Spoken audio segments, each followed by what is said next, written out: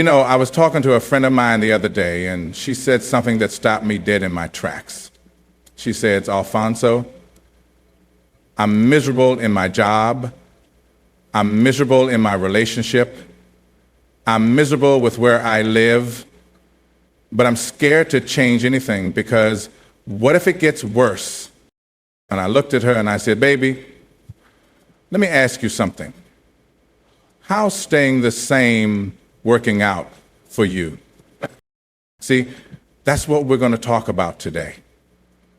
This idea that change is painful, and it is, don't get me wrong, but what we don't often acknowledge is that staying the same, that's painful too.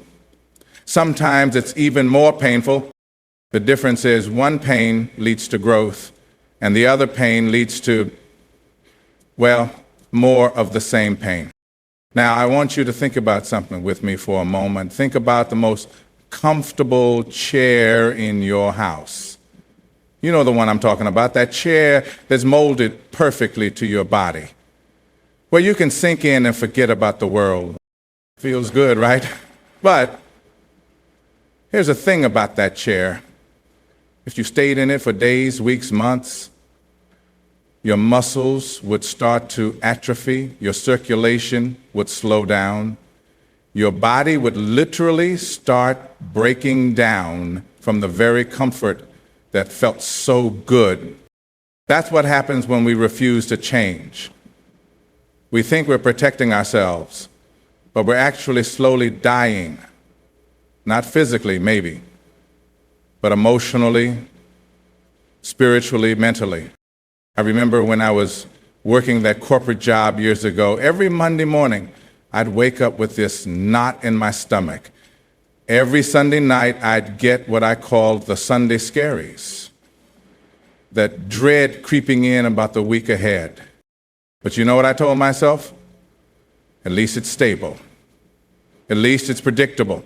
At least I know what to expect. Pain. At least. I was choosing the pain of staying the same because it was familiar. It was the devil I knew. See, there are two types of pain in this life, and every single one of us, and I mean every single one, is going to experience both. There's the pain of discipline, and there's the pain of regret. The pain of discipline weighs ounces. The pain of regret weighs tons. When you choose to change, when you choose to grow, when you choose to step outside of what's comfortable and familiar, yes, it hurts, it's uncertain, it's scary. You don't know what's on the other side. But that pain is productive. That pain is building something. That pain is an investment in a better version of yourself, a better version of your life. The pain of staying the same, that's different. That's the pain of watching your dreams collect dust.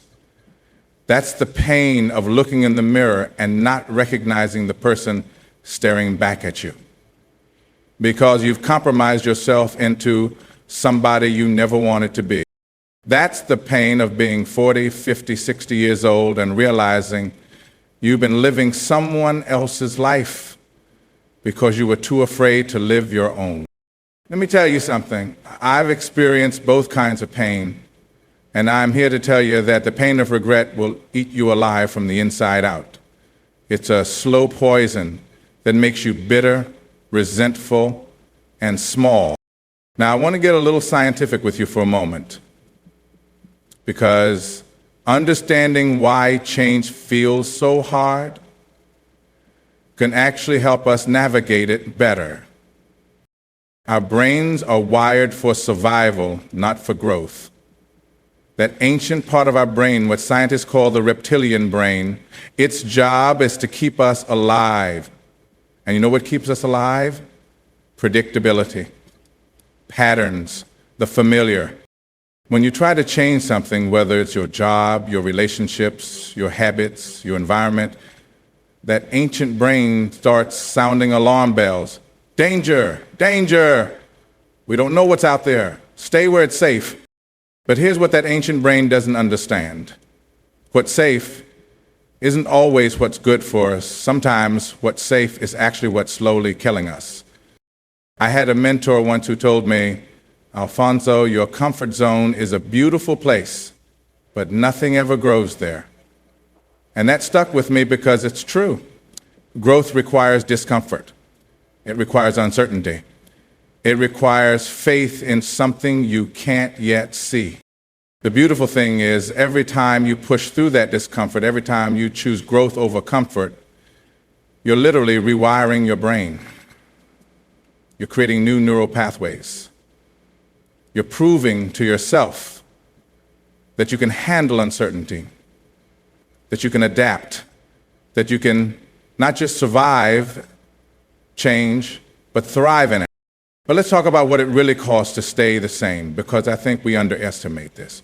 We focus so much on the risks of changing, and we forget about the risks of not changing. I think about all the people I know who are living lives of quiet desperation. They're not dramatically unhappy. They're not crying themselves to sleep every night or anything like that. But there's this emptiness, this sense that life is happening to them instead of through them. They wake up, they go through the motions, they do what they're supposed to do, and then they go to bed and do it all over again tomorrow.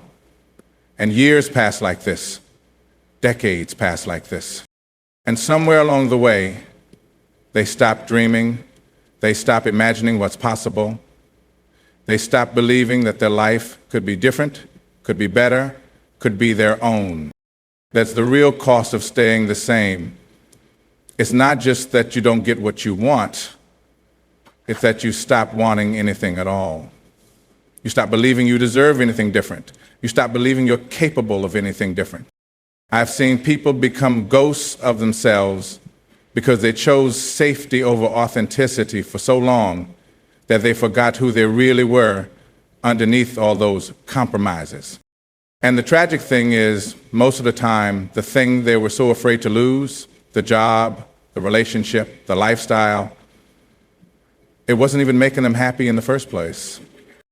Now, I want to talk about something that can completely change how you approach change. And that's what psychologists call a growth mindset versus a fixed mindset. With a fixed mindset, you believe that your abilities, your intelligence, your character, these things are set in stone. So when you face a challenge or a setback, you see it as evidence that you're not good enough, not smart enough, not capable enough. But with a growth mindset, you understand that these things can be developed. You see challenges as opportunities to learn and grow. You see setbacks as information, not indictments. When you have a growth mindset, change becomes less threatening because you're not attached to being perfect. You're not attached to having all the answers. You're curious instead of defensive. You're excited about what you might discover instead of terrified of what you might lose. I remember when I first started speaking publicly, I was terrified. I mean, physically shaking, sweating, the whole 9 yards. And my first few talks, they were rough, really rough. But instead of thinking, I'm just not a speaker, I thought, I'm not a good speaker yet. That one word, yet, it changes everything. It implies possibility. It implies growth. It implies that where you are now is not where you have to stay. The hardest part of any change isn't the middle of it, it's the beginning. It's at that moment when you have to choose between the familiar pain and the unknown possibility. I want to tell you about Sarah. Sarah was in one of my workshops a few years ago, and she was stuck. She had been in the same job for 15 years, and she hated it. She had a boss who didn't respect her, work that didn't fulfill her, and a salary that barely covered her needs. But she had health insurance. She had a 401k. She had predictability, and she had fear. Fear that she was too old to start over. Fear that she didn't have the right skills. fear that she'd fail and end up worse off than she was. You know what finally got her to make the change? It wasn't inspiration, it wasn't motivation, it was desperation. She realized that staying in that job was killing her spirit more surely than any risk she might face by leaving. She quit without having another job lined up, started freelancing in graphic design, something she'd always loved but never pursued professionally. And the first year was tough, really tough. There were months she wasn't sure how she was going to pay rent. But you know what? She was alive again. She was excited to wake up in the morning. She was learning, growing. 3 years later, she's running her own successful design firm, making more money than she ever did in that corporate job, and more importantly, she's happy. She's herself. Change isn't a destination, it's a process. And like any process, it has stages.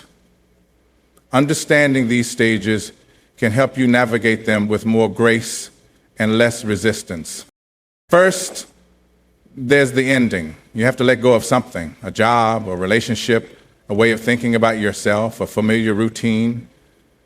This is hard because even if what you're letting go of wasn't serving you, it was familiar, it was known. Then there's what William Bridges calls the neutral zone, that in-between space where you're no longer who you were, but not yet who you're becoming. This is often the most uncomfortable part because you're in limbo, you're in uncertainty. But this neutral zone, this is where the magic happens. This is where transformation occurs. This is where you discover resources within yourself that you didn't know you had. This is where you learn that you're more resilient than you thought, more creative than you imagined, more capable than you believed. And then there's the new beginning. But here's the thing about new beginnings. They don't feel like what you think they're going to feel like. They don't feel like a grand finale or a movie ending. They feel normal. They feel like life because that's where they are. They're your new normal, your new life, your new self. Now, all of this might sound inspiring, but I know what you're thinking, Alfonso. That's all well and good, but how do I actually do it? How do I actually change when I'm scared out of my mind? First, start small. You don't have to quit your job tomorrow or move across the country next week. Change can be incremental. Take one small step in the direction of who you want to become. Want to be healthier? Start with a 10-minute walk. Want to be more creative? Spend 15 minutes a day drawing or writing. Want to change careers? Start networking in your desired field. Second, find your why. Not your surface why, your deep why. Not I want to make more money, but I want to feel proud of the work I do. I want to contribute something meaningful. I want to model for my children what it looks like to live courageously. Third, build your support system. Change is hard enough without doing it alone. Find people who believe in your growth, who will encourage you when you're scared, who will celebrate your progress, even when it feels small. And here's the most important thing. Be compassionate with yourself. Change isn't linear. You're going to have setbacks. You're going to have moments when you want to go back to the familiar. That's not failure. That's human. The courage isn't in never being afraid. The courage is in moving forward despite the fear. As we wrap up our time together today, I want you to understand something. You have more power than you think you do. You have more options than you think you do. You have more courage than you think you do. The life you're living right now is the result of choices you've made, some conscious, some unconscious, but choices nonetheless. And that means the life you live tomorrow, next month, next year, that's going to be the result of the choices you make today. You can choose the familiar pain of staying the same, or you can choose the productive pain of growth and change. Both are painful, but only one leads somewhere better. I'm not going to lie to you and tell you that change is easy. It's not. I'm not going to tell you that everything will work out exactly the way you plan. It won't. Life has a way of surprising us, challenging us, redirecting. But I will tell you this, the person you become in the process of changing, that person is stronger, wiser, more resilient, and more authentically you than the person who stays safe in the familiar. So I want to leave you with this question. What would you do if you knew you couldn't fail? Not because failure isn't possible, it is, but because you knew that even if you failed, you would learn something valuable, you would grow from the experience, and you would be proud of yourself for trying. What would you do? Whatever your answer is, that's your next step. Change is painful, but so is staying the same. The choice is yours. Until next time, keep growing.